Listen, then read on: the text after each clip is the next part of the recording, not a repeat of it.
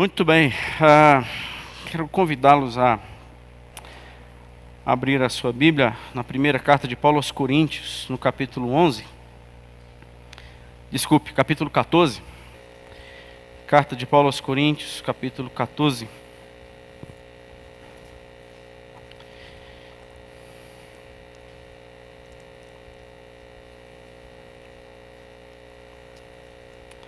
Nessa pandemia, nós temos algumas realidades que, inevitavelmente, elas surgirão. É bem possível que nesta pandemia, alguns dos nossos irmãos não voltem mais. É bem possível que neste período de pandemia, nesses 7 meses, o culto online e o crente online, ele possa ser uma opção. E um estilo de vida adquirido por tantos outros irmãos. Não falo necessariamente da nova vida, mas eu falo de uma realidade comum nessa época de pandemia.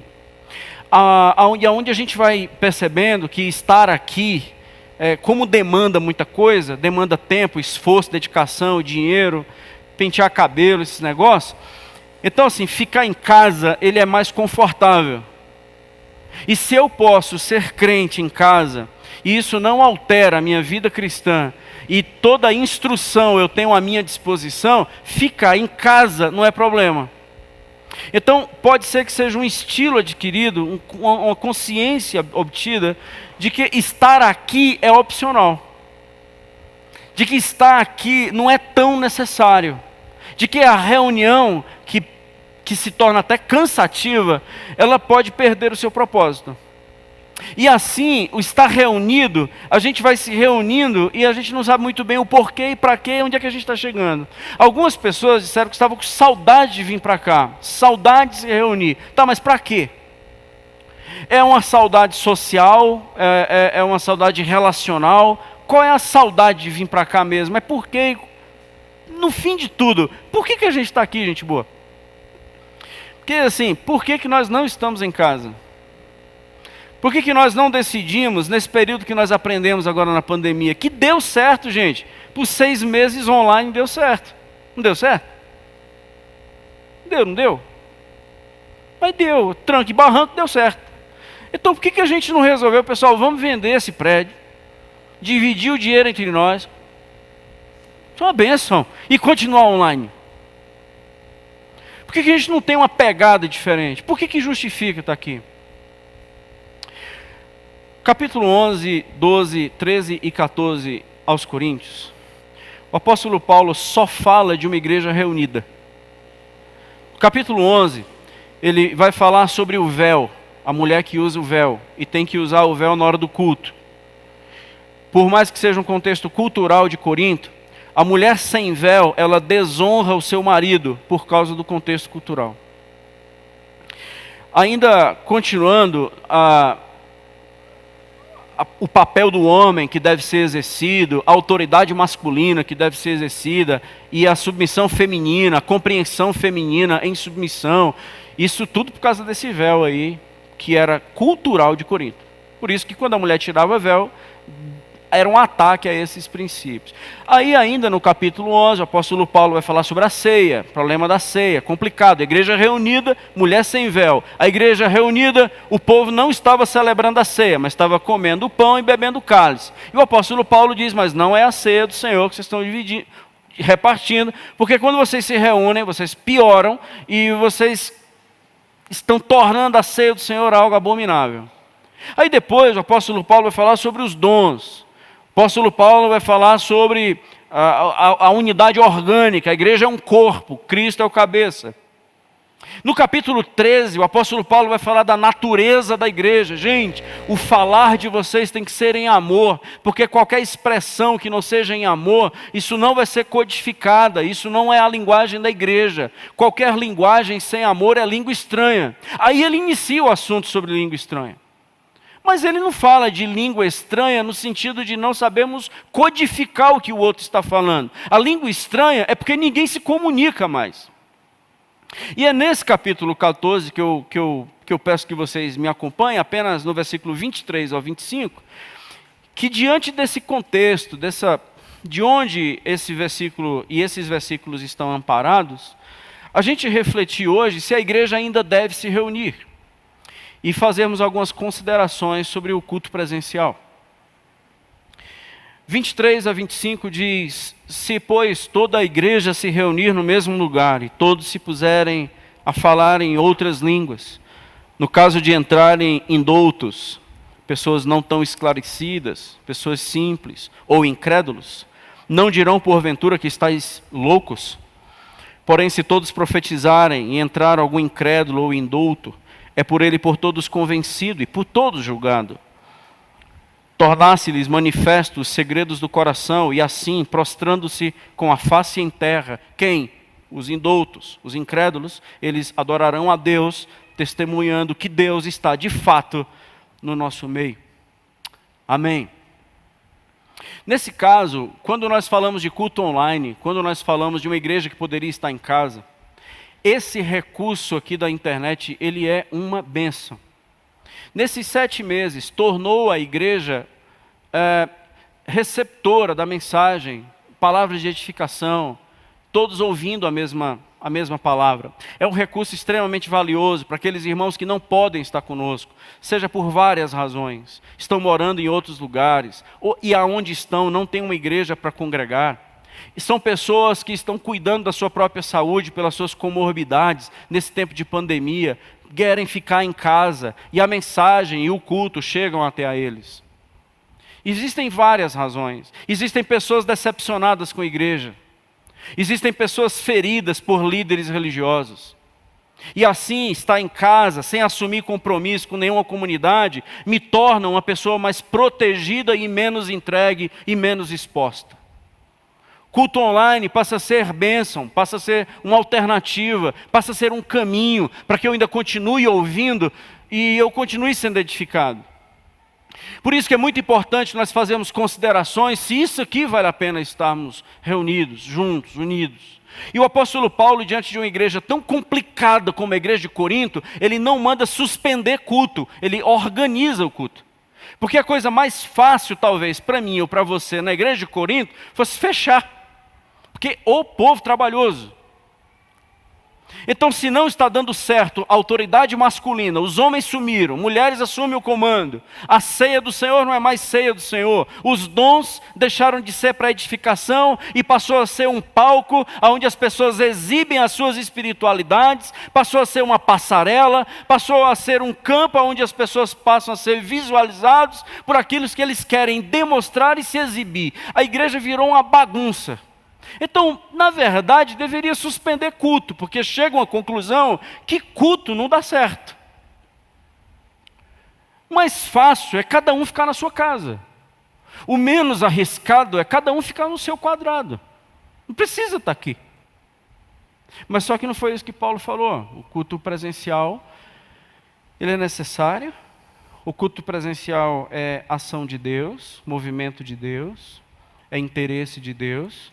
Porque não há nenhum momento na história que o povo critique ou questione ou busque a Deus a razão de estarem juntos. O povo sempre entendeu que deveria estar juntos.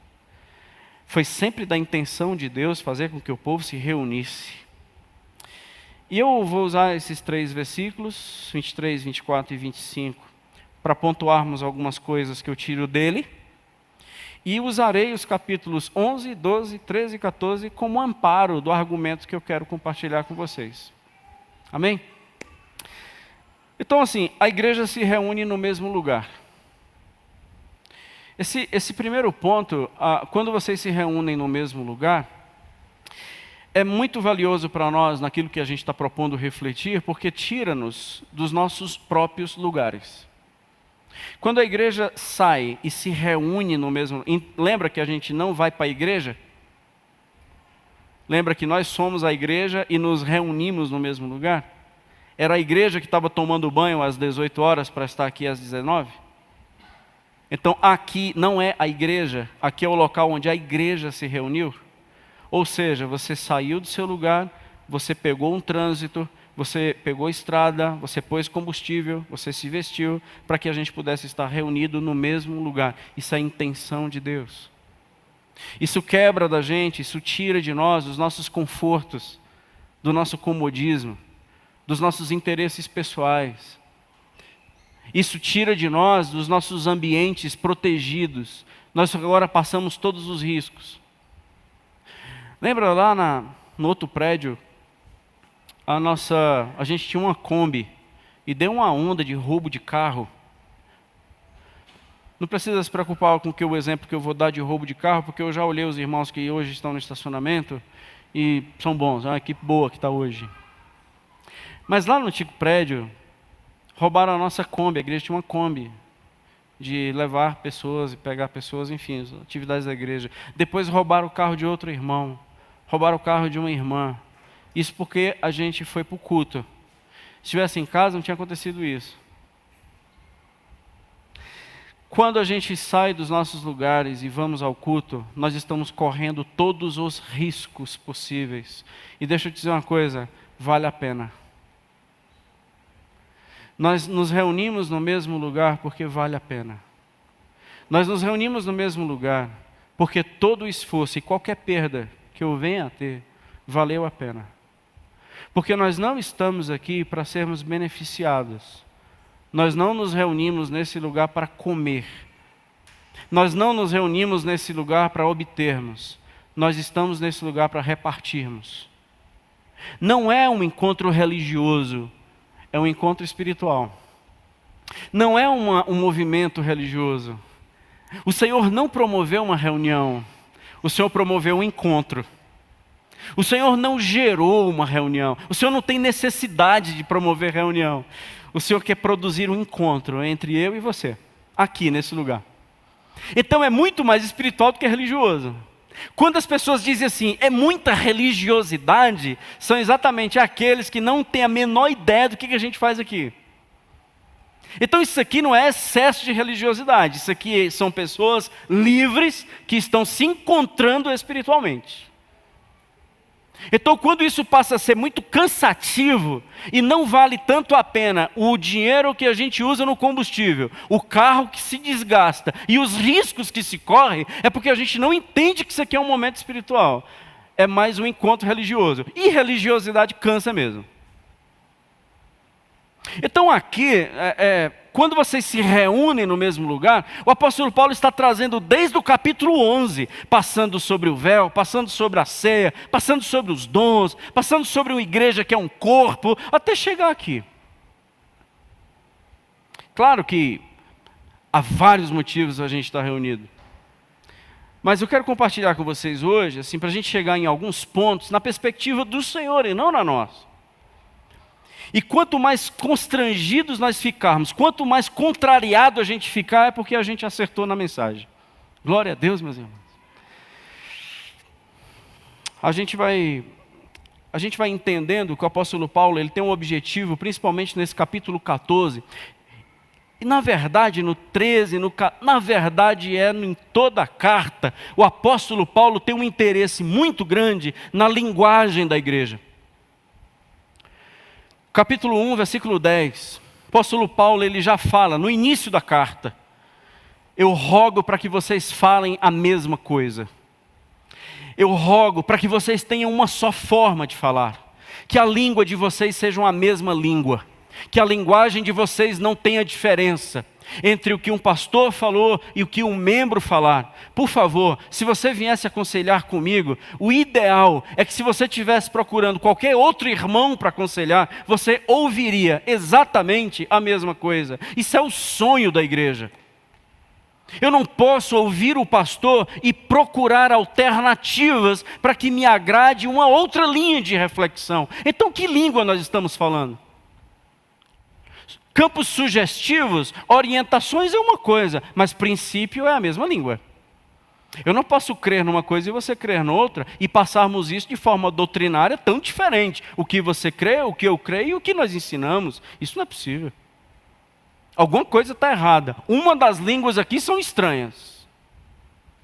E língua estranha, meu amigo, se você estiver olhando para mim pensando que eu vou tocar no pentecostalismo, no movimento pentecostal, daquelas línguas que ninguém entende o que falam, eu não vou falar disso. Porque tem línguas muito mais estranhas do que aquelas. é a língua que não tem amor nas suas palavras. E o apóstolo Paulo, quando diz, eu quero que você fale de um jeito que as pessoas entendam, e aqui nesse capítulo 14, o apóstolo Paulo fala de edificação e fala, edificação e fala, edificação e fala. Ele está se preocupando muito da forma que a igreja se expressa e se a igreja é edificada. Então, nesse capítulo 14, 13, 14, Paulo ele tem esse interesse de dizer, gente, se nós não fizermos tudo para edificação, não valeu a pena, nós erramos o caminho. Se você observar aqui, desde os primeiros versículos do capítulo 14, do versículo 3 ao versículo 5 do capítulo 14, o apóstolo Paulo fala dessa palavra edificação. Então, quando nós olhamos para os outros versículos também, ele vai falar sobre edificação. E no final de tudo, aqui no capítulo 14, quer saber de uma coisa, gente? Tudo que a gente fale, que seja feito para edificação, no final do versículo 26. Resumindo, quando vocês se reúnem, versículo 26 do 14, um tem salmo, um tem doutrina, um tem revelação, outro língua, e o outro interpretação. Quer saber de uma coisa? Que tudo seja feito para, no final de tudo, essa igreja ser edificada. Porque senão, nenhuma expressão, nenhum movimento, nenhuma manifestação valeu a pena. Ou foi teatro, ou foi exibicionismo. Mas se no final eu não fui edificado, a gente se reuniu em vão. Então há uma preocupação muito grande com a igreja sendo edificada, não eu sendo saciado. Eu não me reúno aqui com outro objetivo que não seja para edificar o outro. É interessante, né? Porque muitos de nós aprendemos coisas diferentes lá atrás. E aí as nossas crianças, nossos adolescentes, nossos jovens, adultos, eles vão nunca deixando de ter uma fala de menino. E o apóstolo Paulo, no capítulo 13, ele diz, eu quando era menino falava como menino, mas eu me tornei homem, agora eu falo como homem. E o falar como homem não é um falar de um homem velho, é falar enquanto maduro. Eu deixei de ser criança. Porque a criança, quando vem para a igreja, ela vem para se alimentar. Daqui a pouco tempo, esta criança, ela no seu crescimento, se ela não entender que ela está aqui para repartir, ela sempre será uma criança que vem para cá para comer. Está dando para entender? E ela nunca terá uma linguagem. Ela nunca tem o que falar. Ela não tem o que dizer. Porque nunca deixará de ser uma criança. Ela está empanturrada de comer coisa desde criança, ela já sabe as histórias todas da Bíblia, mas ela não tem o que falar para um incrédulo ou para um indouto.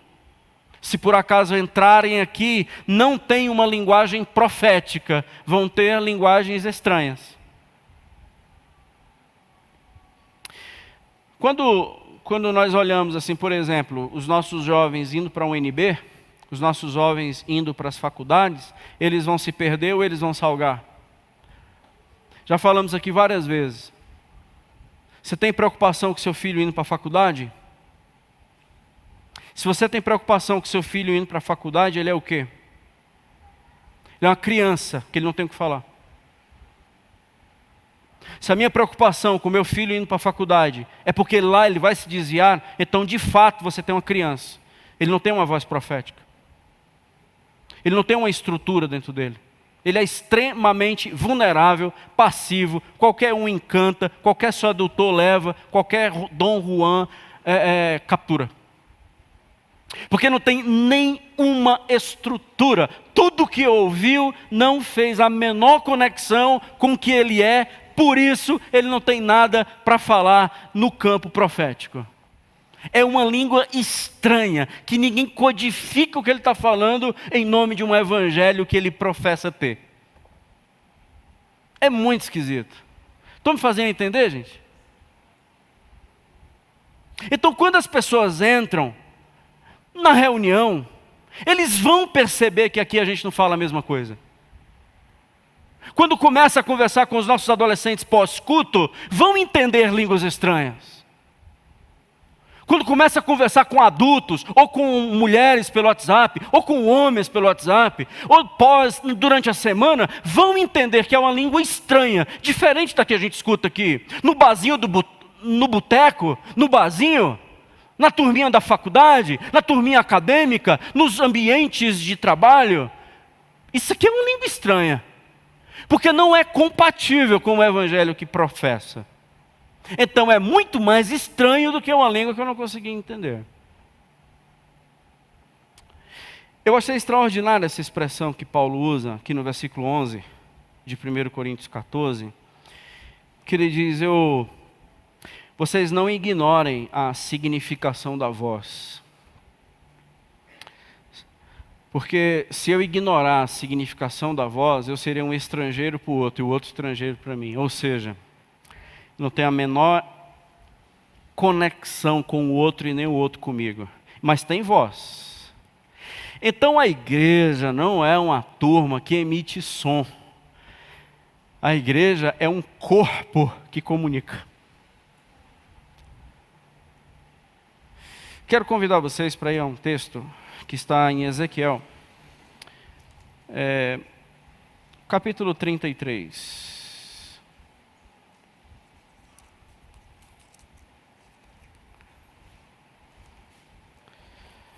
Capítulo 33 de Ezequiel, versículo 30.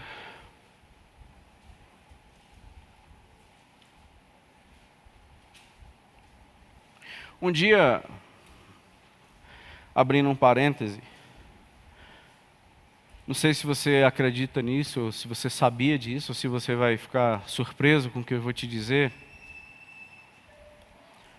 Todo pastor pensa em desistir do ministério. Ou então, deixa eu melhorar assim, eu já pensei em desistir do ministério várias vezes. E aqui nesse texto diz a razão. Ezequiel 33, verso 30. Quanto a ti, filho do homem é uma expressão dada a Ezequiel. Os filhos do teu povo falam de ti junto aos muros e nas portas das suas casas. Ezequiel, a turma anda falando de você aí. Sabe o que é que estão falando a seu respeito, Ezequiel?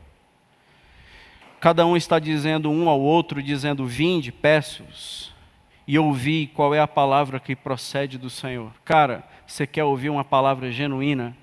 Vamos ouvir o cara lá. Eles vêm a ti como um povo costuma vir. Não. Eles vêm a ti como o povo costuma vir, se assentam diante de ti, reunião, e parece que é o meu povo. Porque eles se reúnem como o meu povo. Então não é meu povo. Eles ouvem as tuas palavras, mas eles não põem em obra. Pois com a boca confessam muito amor, linguagem, mas o coração só ambiciona lucro, verdade. Eis que tu és para ele quem canta canções de amor. A tua voz é suave e você exerce um bom pastoreio. Você tange bem, cara. Porque as tuas palavras, eles não colocam em prática. Mas quando vier isso, e aí vem, ou seja, tem um dia que você vai embora, então saberão que houve no meio deles um profeta. Vai chegar um dia, Ezequiel, que essas pessoas saberão que houve um profeta aqui. Porque essas pessoas ficam convidando os outros para virem estar diante de você para ouvir uma boa palavra. E ficam até divulgando nas redes sociais, e não é porque eu estou me achando, eu só estou dando um exemplo. Mas uma igreja que tem 300 membros e tem 1000 inscritos em canais, é porque andaram falando alguma coisa da gente aí. E quando a gente se reúne, seja diante de mim, ou seja principalmente diante da palavra do Senhor, a gente não faz convite para que as pessoas venham ouvir uma boa palavra. A gente entende o que está falando. E esse convite é até genuíno.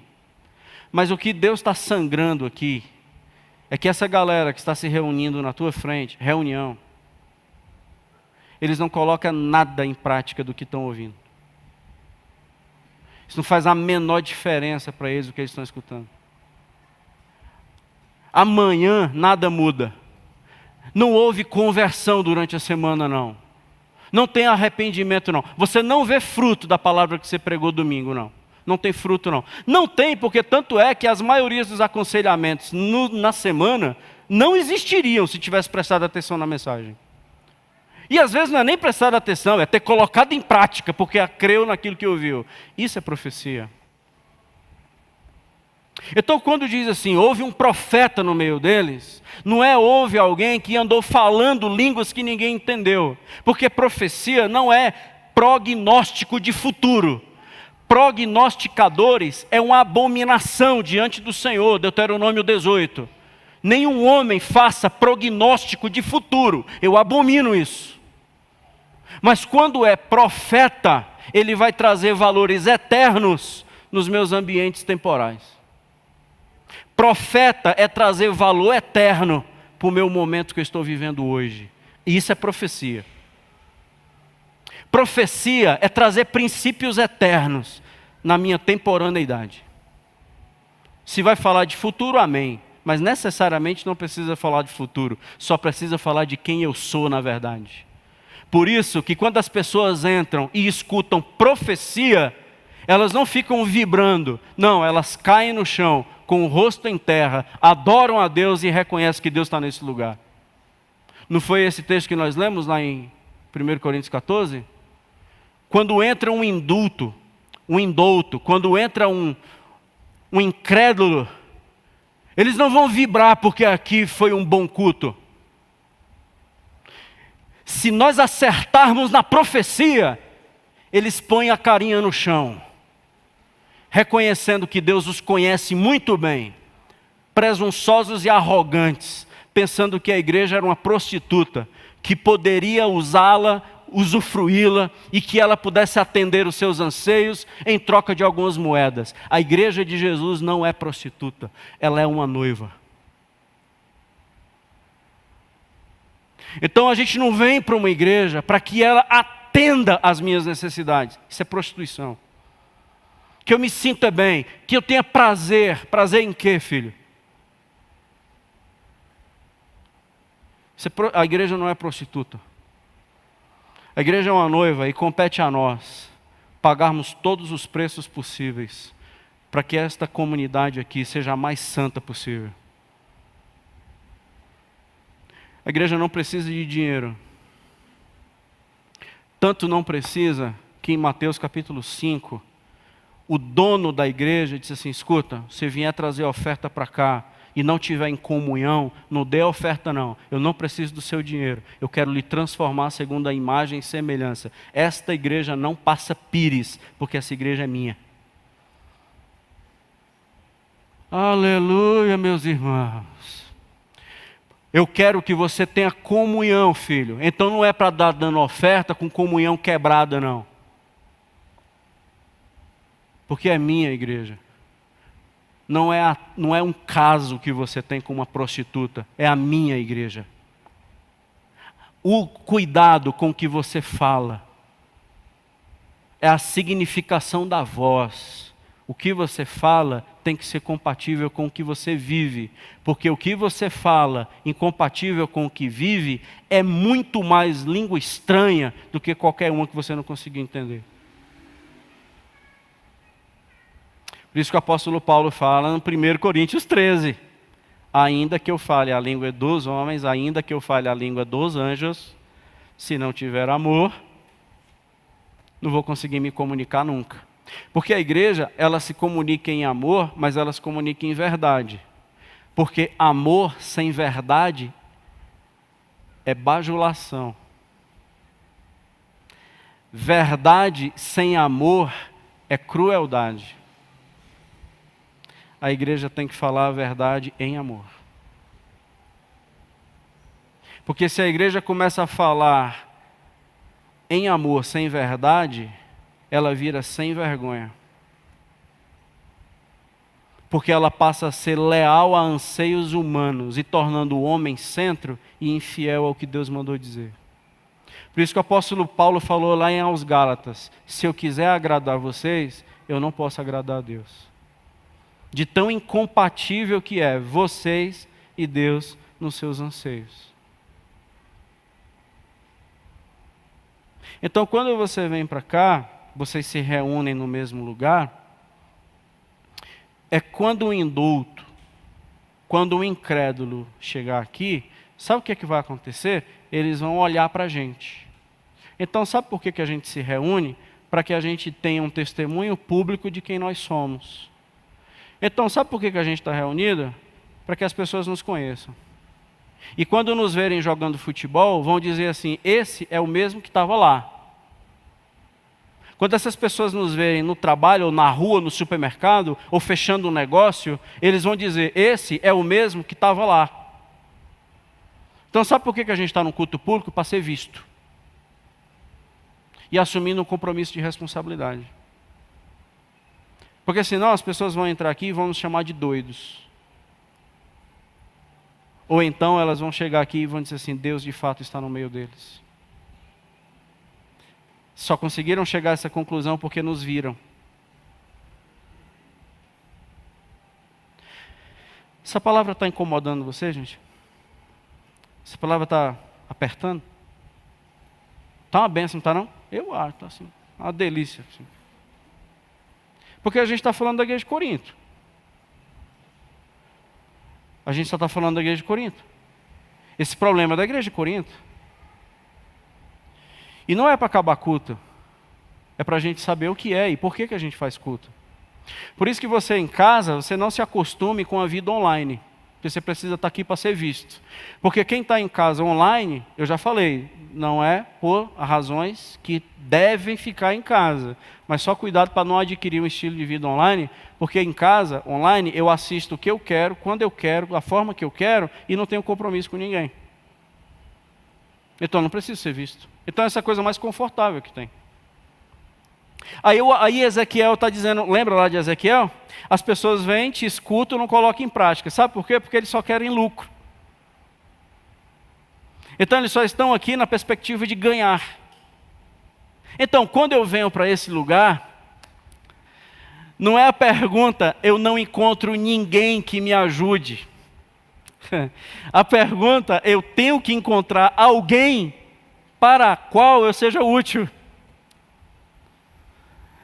Então eu chego numa igreja e quando eu não vejo ninguém compatível a mim, ou pelo menos capaz de me aconselhar, significa que eu já estou em todas as condições de dar tudo de mim para aqueles que precisam. E parar de se achar um arrogante de que essa igreja tem que girar em torno das minhas expectativas. Ela não é uma prostituta. Ela é uma noiva. Então eu tenho um pedaço de mim para dar para vocês. Um dom para repartir, um abraço para dar. Uma palavra de consolo, uma instrução. Era para nós termos uma fila enorme de adultos, jovens e adolescentes, na fila, para serem professores de crianças, para serem líderes de adolescentes, para ser uma referência. Gente boa, internet de crente, rede social de crente, hoje está sendo uma aberração.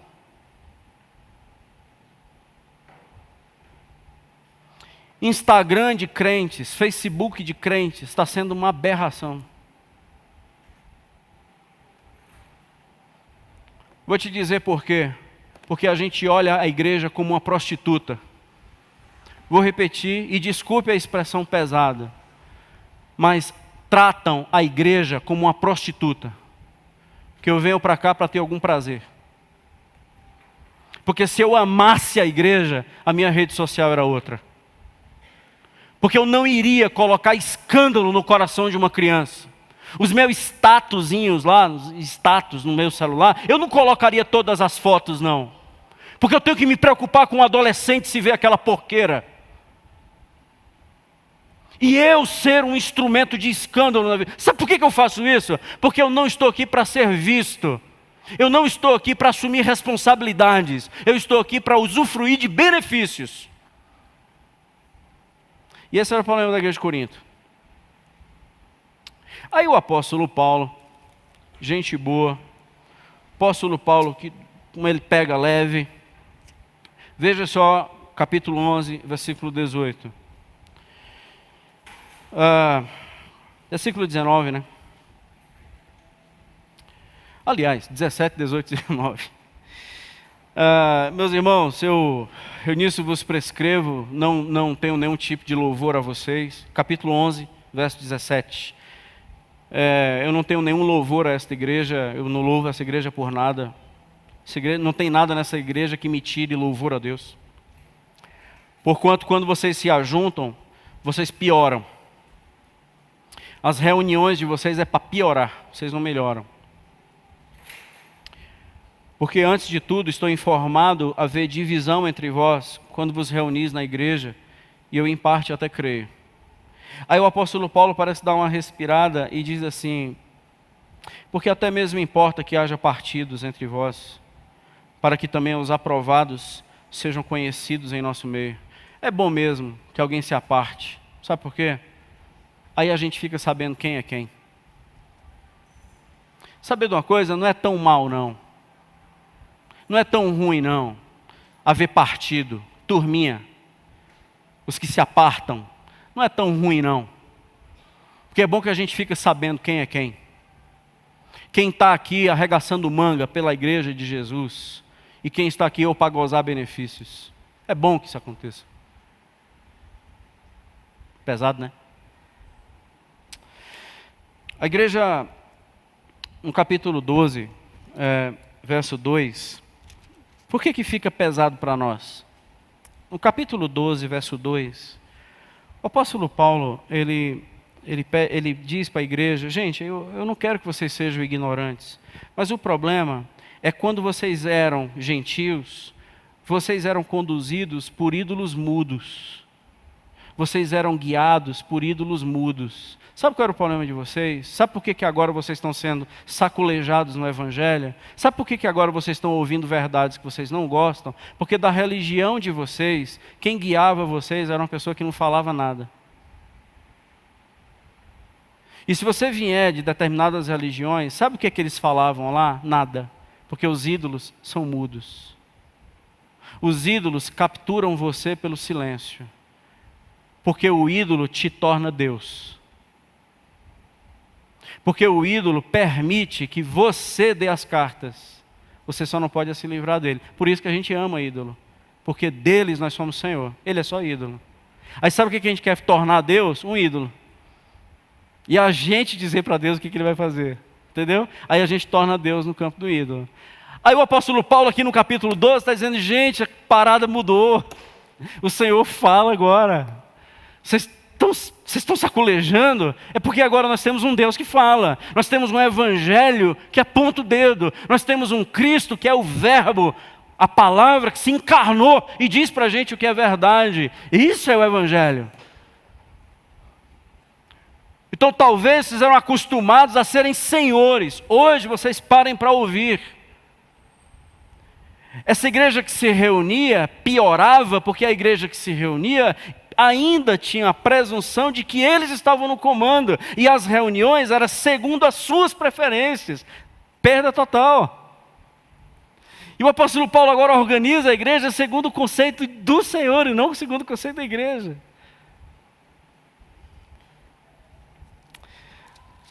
Gente boa, verso 31 do capítulo 14, eu não sei se você tem me acompanhado, você que não me acompanha, perceba que hoje eu não estou sendo tão didático, né? Assim, os pontos, organizadinho, ponto 1, ponto 2, hoje é mais um abrir de coração e o compartilhar dessa palavra. Então que uma frase, uma sentença, algo tenha muito significado para você. Então no verso 31 do capítulo 14 diz: porque todos podereis profetizar, todos. Então, profecia é algo que é compatível a qualquer cristão.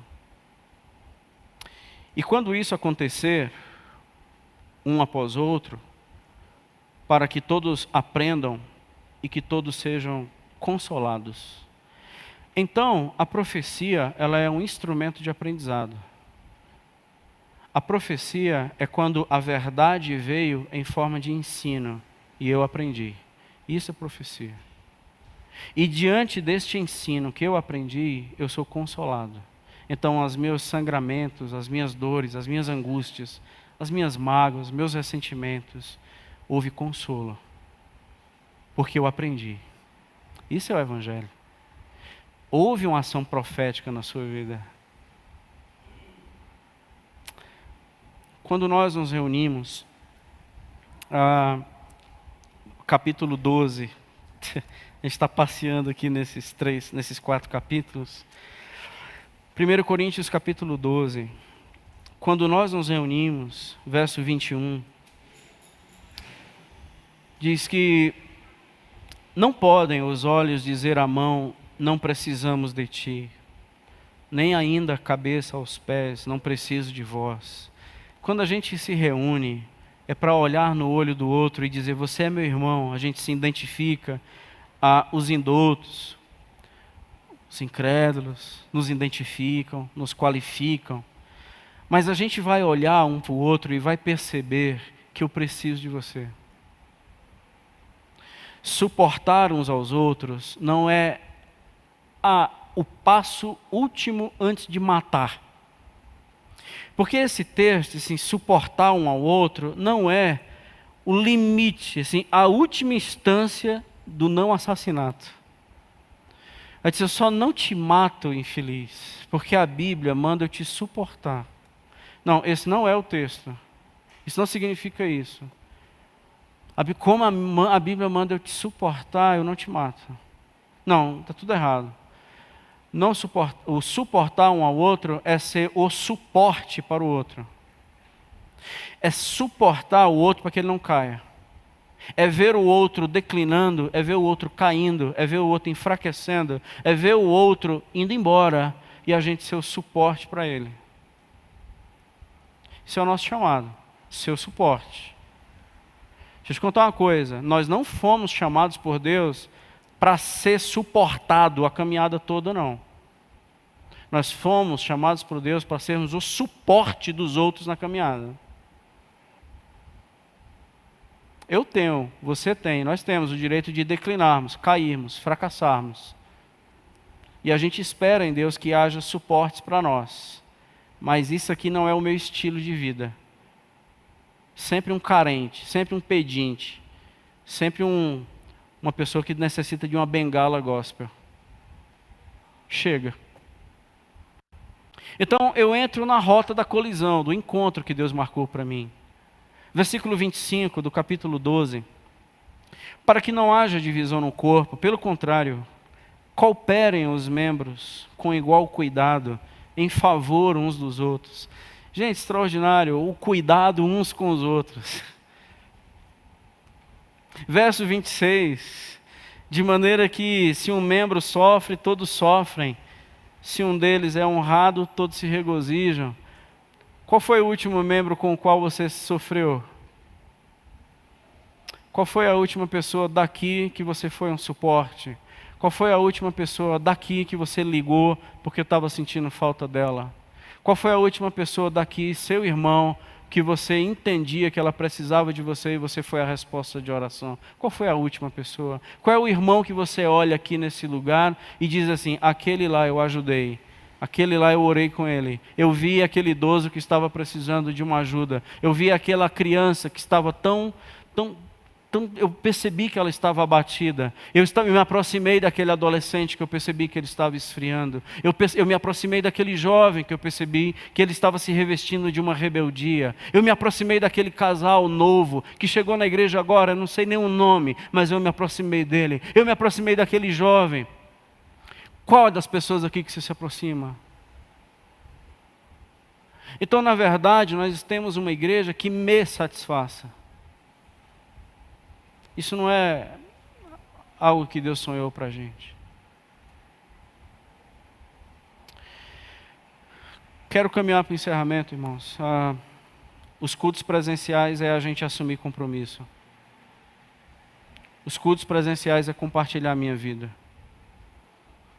E venha de onde vier, de tão longe, vale a pena estar aqui, porque vale a pena o outro. Sabe por que vale a pena a gente vir de tão longe? Irmãos aqui que moram em Águas Claras, irmãos que moram em Vicente Pires, irmãos que moram tão distantes. Sabe por que vale a pena vocês virem para cá? É porque o outro vale a pena. Não é nem tanto para aquilo que eu vou comer, mas é o que é que eu vou repartir. olhe para mim, eu sou teu irmão. Eu acho assim, gente, que 1 Coríntios 1, capítulo 11, Paulo começa dizendo, sejam meus imitadores. Aí ele fala, 11, 12, 13, 14, sobre culto presencial. Mas ele começa dizendo, sejam meus imitadores, porque eu sou de Cristo. O culto presencial serve para a gente descobrir referências. O culto presencial serve para a gente descobrir referências. Pessoas com as quais eu posso me aproximar. Pessoas nas quais eu posso me espelhar. Pessoas nas quais eu posso pegar na mão e dizer, eu posso contar com esse. Os cultos presenciais, eles são necessários para que as pessoas me tenham como exemplo. E me visualizem. Essas crianças que estão aqui em cima, não sei se a gente está tendo poucas crianças nessa pandemia, mas as crianças que descerem aqui, elas vão olhar para nós. E nada mais maligno, nada mais satânico, poucas palavras são tão diabólicas quanto essa. Olhe para Deus, porque se você olhar para cá, você desvia. E se você acredita nessa porcaria, eu e você, nós nos tornamos uns farsantes. Porque as pessoas não têm que olhar para Deus, as pessoas têm que olhar para mim. Porque se eu não sirvo para exemplo, eu não sirvo para nada. Se eu não sirvo para ser modelo, para nada eu sirvo. Eu não sou cristão. Se os meus filhos seguirem os meus passos, eles vão ser mais crentes daqui a um ano ou menos crentes. Se os meus filhos forem iguais a mim, se os meus filhos me imitarem, eles serão mais santos ou menos santos. É para isso que serve crente. Crente não, cristão. Para serem seguidos. Se os adolescentes daqui dessa igreja forem igual a você, seguirem, eles vão casar virgem? Se os adolescentes forem iguais a você, os adolescentes dessa igreja, amanhã, a próxima liderança, vai ser uma liderança forte ou uma liderança frágil? Eles vão aprender a perdoar inimigos? Eles vão aprender a abençoar aqueles que os amaldiçoam? Ou será uma geração rancorosa, cheia de si, rosto comprido, cheio de exigências? Como serão os adolescentes de amanhã? Depende das referências que eles têm hoje. Porque senão eles só vão ouvir línguas estranhas aqui nesse lugar.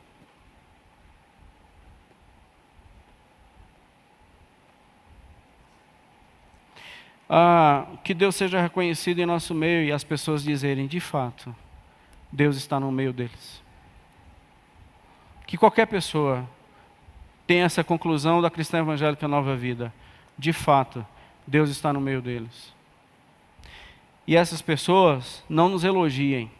Essas pessoas coloquem a carinha no chão e adorem a Deus. Porque é isso que a gente está aprendendo a fazer nesse lugar. Não há um homem, um nome, aqui nesse lugar, que seja honrado, que não seja o nosso Deus. O Ezequiel pode ir embora. O Cledson pode ir embora.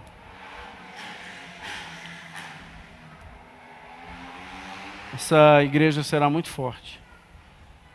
Porque ela aprendeu a adorar a pessoa certa. E a colocar em prática aquilo que sempre ouviu. Porque se é cansativo para nós estarmos em culto, a palavra não é cansativo para aquele que prega, não vê nada sendo colocado em prática. É outra palavra. E não há aqui uma exposição de uma boa mensagem. Há uma profecia. E que nós coloquemos em prática o que ouvimos. A igreja de Jesus, gente, na pandemia ela não muda. A igreja ela continua sendo igreja. Não é a pandemia que vai nos mudar, não. A igreja vai passar por pandemia. Lucas capítulo 21 falou isso. E quando a gente passar por pandemia é para a gente dar testemunho. Não é para a gente se proteger. Então nas pandemias a igreja tem uma mensagem.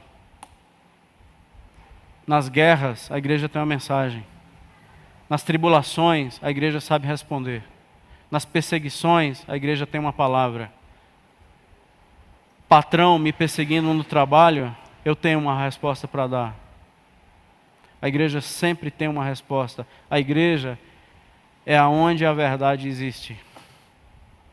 Não é a pandemia que vai nos dar uma nova igreja depois da pandemia. Que igreja? Não tem nova igreja depois de pandemia. É sempre a igreja de Jesus que torna todos os quadros pandêmicos um ambiente de libertação. A igreja ela tem uma palavra. A igreja ela é profética. E a gente se reuniu para ouvir a mesma coisa e a gente é espalhado falando a mesma coisa que ouvimos. Ela se reúne, é instruída e se espalha.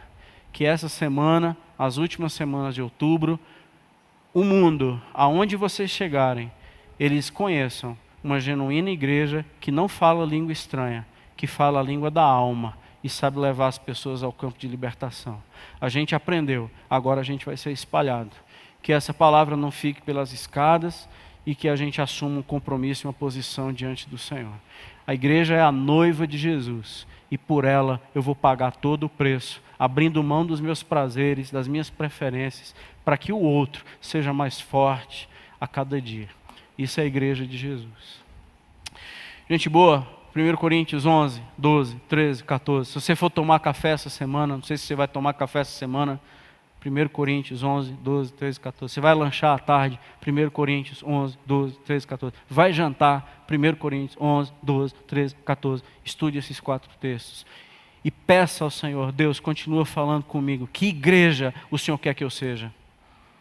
Amém, meus irmãos? Excelente noite, na paz de Jesus, uma semana abençoada a todos nós. Terça-feira.